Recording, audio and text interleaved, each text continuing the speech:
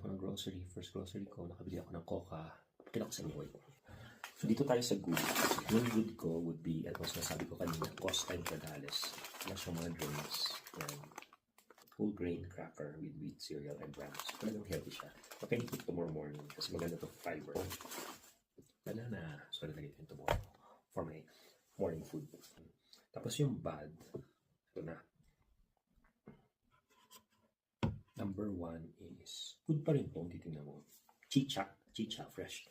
Parang chicha, no? Parang chicheria. So, may vitamin C. Bibida sabor. Chicha morada. Doon pa nga, may karoon ako ng aso, parang chicha morada. Ayan, ng chicha morada. May aso ako. Halika na chicha morada. Ito na baunin ko pag lakad ko. At least sabi ko kanina na kikitos tawag nila, pero madilim yan. Kikitos.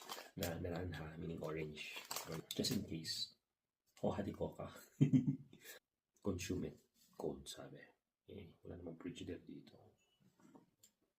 So, to try para ma-assimilate. How do you say it? Again, I get used to the altitude. Picture yourselves. Yung iba, may Lays, may Doritos, may sabor na tosino. Kasi tosino nila is bacon. Yan. In fairness, tosino ko ng tosino. Kala ko ng una, sweet ham. Yung pala, bacon.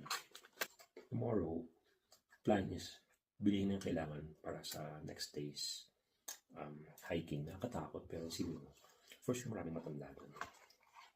I'm not alarmed at hindi naman ako super thunders.